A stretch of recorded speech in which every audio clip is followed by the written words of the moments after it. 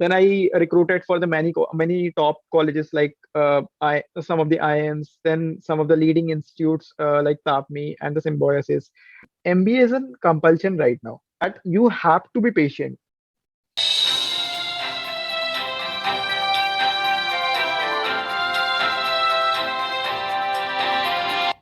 Welcome back to another new episode of our show.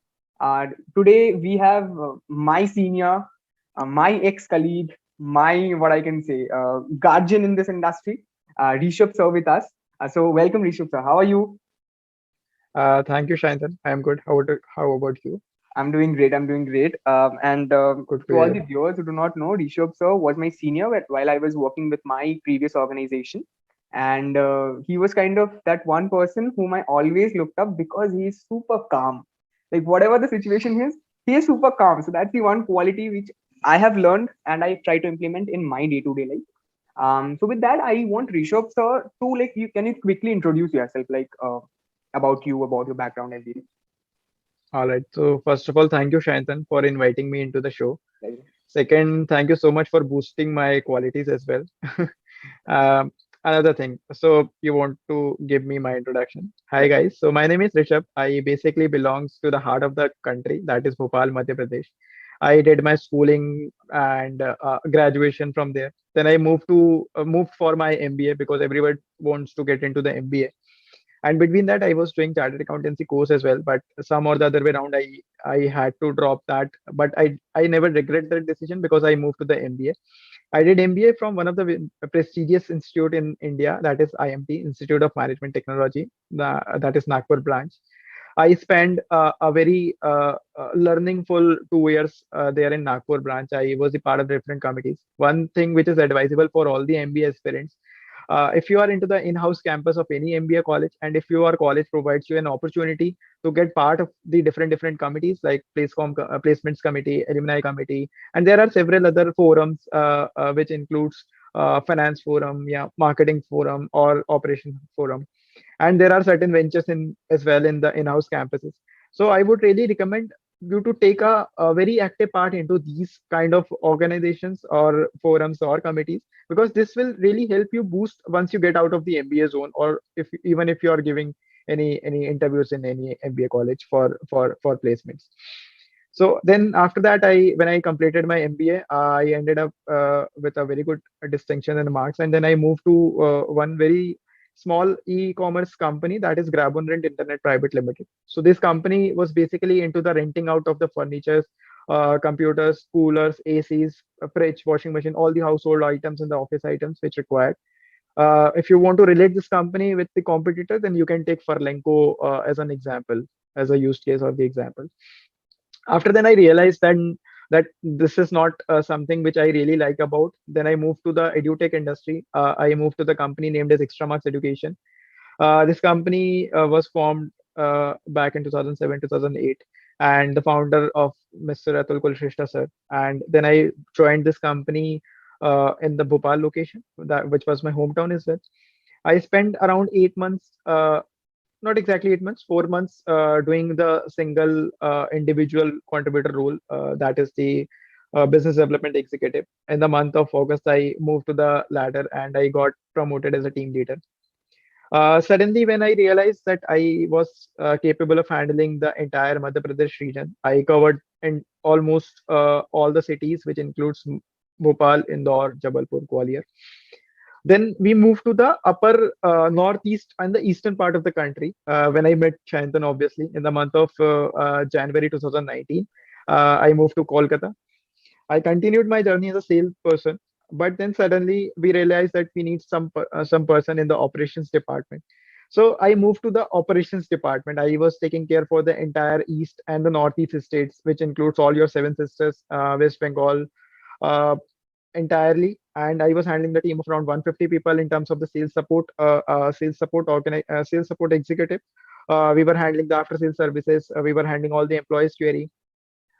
At the same point of time, I started doing recruiting people, because what I believe, and my seniors, my leadership believes, that if a person is good in sales, if a person spend a worthy amount of sales amount in sales, then a worthy amount in operations, so he or she will be capable to identify some good chunks, good fresher people who actually, come into the company, and then they grow the company, and person can nurture themselves eventually together. Then I recruited for the many top colleges, like I some of the IIMs, then some of the leading institutes like TAPMI and the Symbiosis. I recruited these people. Certainly, after that, this all the things ends up with the pandemic started. So once the pandemic started, we had to stop the recruitments and everything. Then we formed another new department in the company named as customer relations. So the let like the formation of that particular department was done by us. I got promoted as a manager over there. I was handling the pan India, not exactly the pan India in the starting. I was handling West Bengal, Northeast states for customer relations, where we were handling the customer relations query, post sales query. We were providing them the key account manager for all of their queries. We were responsible to do the retentions, renewals, and upselling for these particular students. And also, we help them to engage their activities in our application. So this is what my team was doing. I was handling the team. Suddenly, when my numbers started coming up, then they gave me more you can say more area of more regions, that is Karnataka, Kerala, Tamil Nadu, and like slowly I was being able to handle the pan India operations of customer relations, and I got promoted as a senior manager in the same company as a customer relations for pan India operations. So this was my journey of around 3 years, 8 months in Extramarks, where I worked with different departments. I got to understood how business runs, how business acumen actually works, starting from the sales to operations to seller support, like customer support, customer relations, uh, important strategic decisions which a person needs to do. Also, at the time of sales support, I was involved in improving the activities or the or efficiency of the employee, which we I was handling around 150 employees at that point of time. So we were directly working on their efficiency, how they can improve their call quality, how they can improve the appointments, and all these things. After that, when I realized now it's high time to move out of this industry, or maybe I should take some more role which is which give more boost to my particular you can say professional career. Then I switched to e-commerce company. I am currently working with a company named as Shopee. I am into the key account manager role, where I am handling sellers and their accounts. And apart from, there are many things which we need to take care on behalf of sellers. And also we are providing them end-to-end solution, so that we can improve the listings part, we can improve their sales and everything. And probably they become number one seller, just like the other marketplaces are there into this particular field. So that is a bit about myself. All right. Yeah. Like, I am truly sure that this podcast is going to be super interesting. Before I actually get into your professional field and your professional experience, before that, I want to ask you a very simple question, sir. That is about this MBA vibe or this Mhm. MBA hype that is here in India. So, do you actually think that to become a salesperson or to become that best salesperson, is MBA that necessary? Is MBA a need these days? What is your opinion Okay. on this? So Shayantan, MBA is a compulsion right now. Why I'm saying this? Because if you take an example of my company as well, or some of the good companies as well, it is not necessary. First of all, I really want to clear this. It is not necessary to be an MBA, but it is a required thing right nowadays. If you are an MBA, people usually, you go to the any job post or anything like that, because sales is. I'll tell you one more thing, one more interesting fact. Sales is something which do not require any qualification. Right? If a person see, selling is a skill, is an art, where you need to nurture yourself in a way that you can sell anything. Right? Even a ninth class student or 10th class student can sell anything if he or she is having that acumen that he can sell. वो बोलते हैं ना, गंजे को कंघी बेचने वाला Right, काम भी right, कर right. सकता है. So if Absolutely. they have that particular acumen, then the person is good to do the sales. But there are certain clusters, there are certain levels which is required to qualify for a good company, right? Okay. If you take an example of edutech, they usually take the BTech graduates to sell their products. That is a basic necessity that you should have a graduation, not exactly BTech. I am sorry for that, but BCom, BBA, BCA, anybody can come and join the edutech company and they can sell. If you talk about some good companies, they ask about the post graduation, which is very commonly named as MBA. So right now, if I talk about some company required an MBA, because if you are thinking yourself for a longer perspective, and also you don't want to get restrict yourself to the sales executive only, you should do an MBA, because that is the ladder to move yourself to the leadership positions, right? So that is why MBA is necessary. Mhm. Okay, okay. That's a super clarity to this fact, because I think it's a perfect answer to this question. That is what actually Sir told us, to just brief it up, is that if you want to be a salesperson, you do not have to do an MBA, but to qualify for the job, to have that, what I can say, you to go and apply for the job, they need some qualification.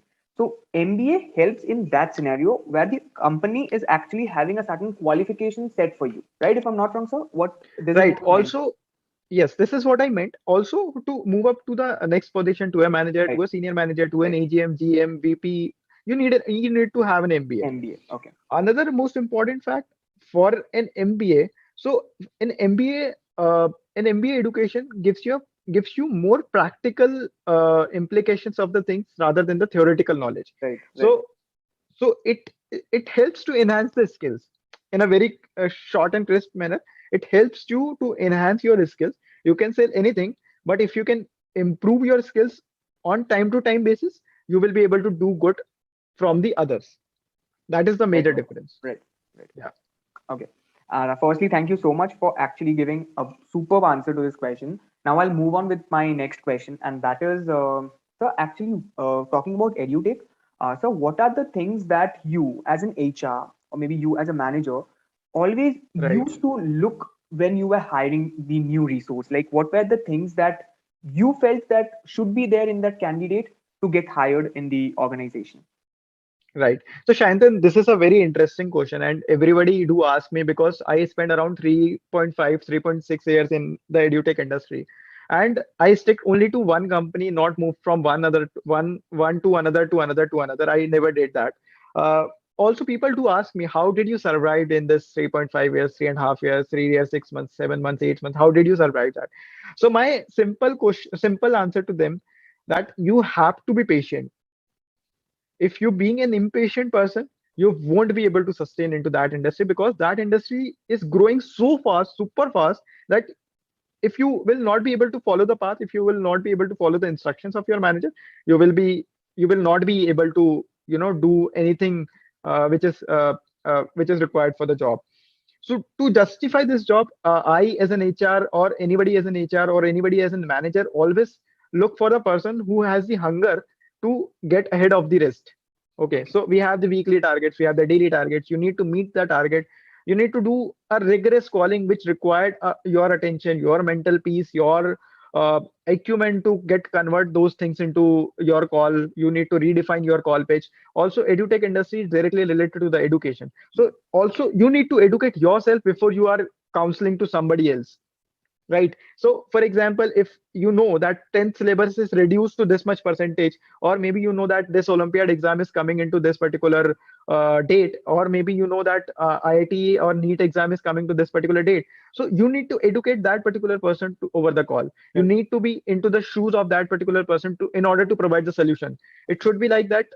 It should not be like that you are giving them the solution. It should be like that the parents is asking, so now this is a problem. You have identified this problem. What is the solution for the same? That is the exact time where the person hits the sales target, or maybe able to close their counseling session. Right. So for an edutech person, if you are thinking that you will get selected, it is very easy right now nowadays to get into an edutech company, but it is not always easy to get sustained into that particular industry, because that industry needs a lot of your time and a lot of your efforts in order to move you to the next level. Because if I'm not wrong, correct me if I'm not wrong, I know this is what I'm saying, that is absolutely correct. EdTech industry right now paying you the most of the amount. Like Right. the if I talk Absolutely. about the average salary for a business development executive, edutech is far ahead than Absolutely. any other.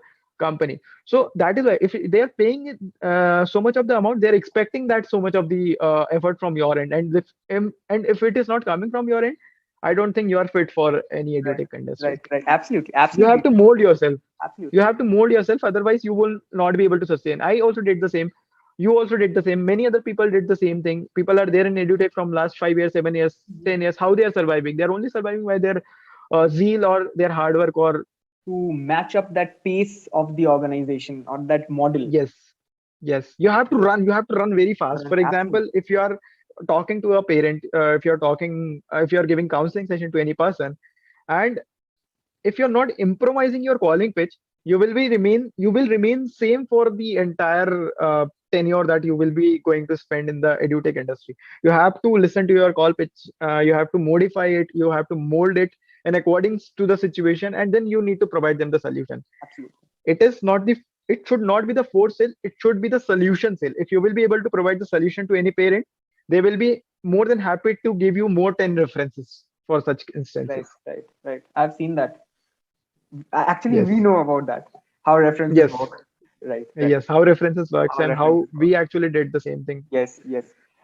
Yes, absolutely. And so to just brief up this thing, I think this is kind of a thing which I should not ask over here as a podcast because this is recording, but just for like to ask, so this industry is super fast, super fast. It's Yes, very fancy. They yes, are paying you that high. That means like somewhere 5 lakhs, 10 lakhs, 7 lakhs.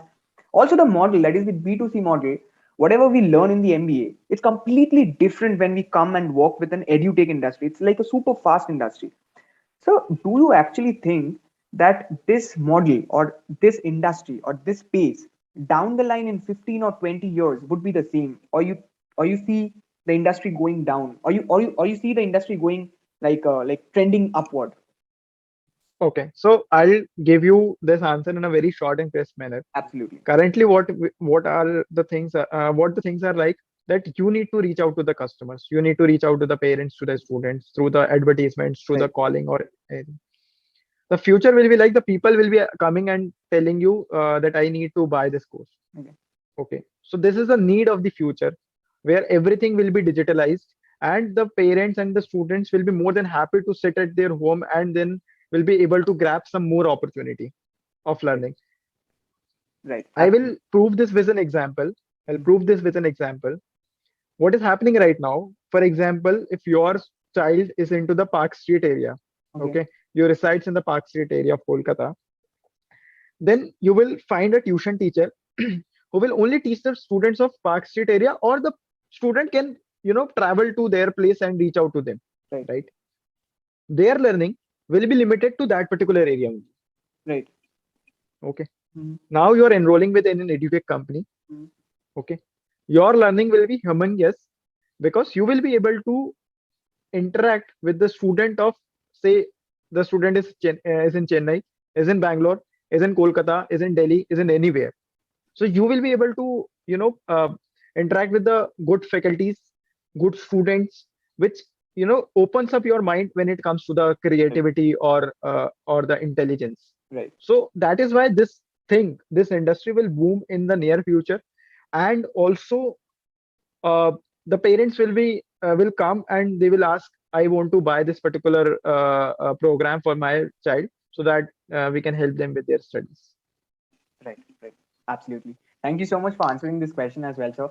Now moving on, we are going near to the end. Moving on to the Shopee part. Now, sir, tell me in very Okay. brief that about your job role. Like, what is the kind of work that you're doing with Shopee? Okay. So I am currently associated with the sales department of Shopee. I am into the business development, into the key account manager role, where I am handling the chunk of sellers, which we obviously help them to nurture their business and everything. So this is it. This is the only thing which we are doing on the regular basis in Shopee. Okay. Yes. So we Um, are providing them the end-to-end solution in order to any problem that they are facing. Okay. All right. And another thing related to this, again, at the same time, as I believe that you are kind of a senior to this organization, and definitely people would be getting kind of an help from you, is that if, for Yes. example, a person X is ready to work with Shopee, what are the things that you are looking for? if that person is interested to work with Shopee, that what are the things that you are looking for a new resource, or how to apply in Shopee? What are the processes via which a person can apply in Shopee? Okay. So I'll answer first how you can apply to the Shopee. You can go to the career page of Shopee, careers.shopee.in. You can give the link in the description as well. Absolutely, absolutely. Career.shopee.in. They can find the relevant position across the world which we are having open. Mhm. And for example, if you want to apply for the Indian position, you need to go to that particular department and then you can apply it over there. The job description is very crisp and clear. It will show you all the required qualification and the experience which is required for the job role.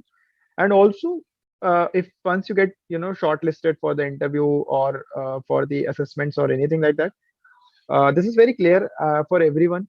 Uh, if you are having interest and if you are having the experience, relevant experience which is required for the job role, then only you should apply. Otherwise, this industry is also very fast growing industry, and shopping is also considered as one of the good company to be work with.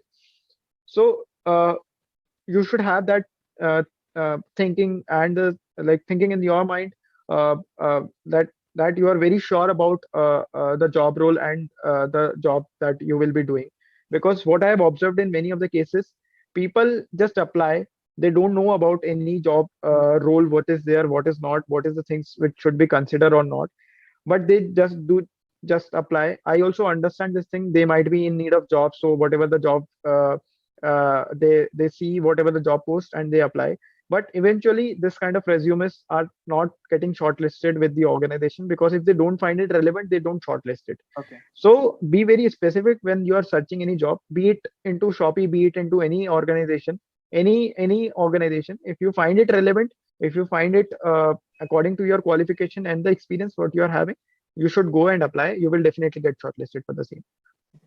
And also, what are the skills, like one or two skills that the organization is looking for um, in the new So, resource? Shayantan, it is very difficult to say because it varies from the position to position. For example, if you're applying for the sales position, obviously we need your sales acumen. Hmm.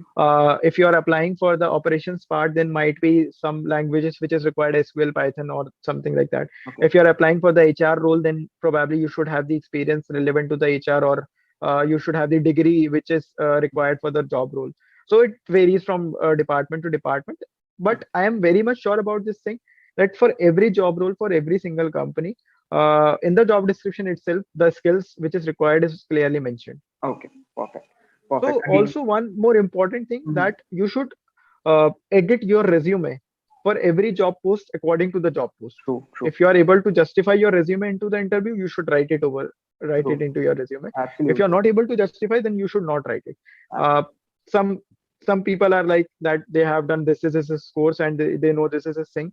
But when I interviewed them, I found that they have done nothing. They just write it because it looks fancy in the resume. So it will be okay that your resume will get shortlisted, but it will not be okay once you get interviewed, and you will not get ahead for the further rounds or the selections. Yes, yes, yes. To all the viewers, this thing is a great lesson for you, because this is the thing which I have also seen few people doing. So it's a great lesson for you. Do not write things which you have not done in your career just to make highlight your resume. That's a great thing. That's a great lesson that you can learn. Well, okay. Now to the last section of this particular podcast, that is the rapid fire round. I'd be asking you five things. Not I would be asking you. I would be mentioning five things and one quick thought which comes in your mind. Okay. So the first thing that is, Okay. we'll start. Are you ready for the rapid fire round? Yes, I'm ready. I'm Okay. always ready. You know that. Okay. Okay. Okay. So the first thing that I want to ask you, number one, is money. Fame. Money is fame for you. Yes. Okay. Next is education. Necessity. Okay. Third is client. Sales. Okay. Client means sales. Okay. Number four would be family. Important. Okay. And number five would be Rishabh. Just awesome. Wow, wow, wow. I definitely do not have any hampers like Karan Johar's show. I cannot present you, but definitely if this works and if I get revenue out of this, I'll definitely send the hamper at your place. That's a promise. Okay. Well, one All last thing right. which I want to ask is that tell me about this experience. I believe that this is the kind of thing which you're doing for the first time, if I'm not wrong, this podcast, sharing your Yes. experience. How was your experience sharing this? So it's like I'll not boast myself, but it's something like a check mark on my bucket list that I should be doing any such thing. And probably I believe in myself. Maybe I am on the TEDx someday or the other. Absolutely, absolutely. I do not have any doubt with that. Absolutely. Well, thank you so much again, sir, for like coming. I know that how tight your schedule is, but still to make No out problem. time for me for this show. Thank you so much. I believe you've enjoyed it. And thank you, viewers, for watching this entire video. I believe that it's kind of great lessons that you have learned throughout this entire video. To watch more videos, please subscribe the channel. What are you waiting for? Go quickly subscribe the channel, hit the like button if you have loved the video, and stay tuned with us. Thank you.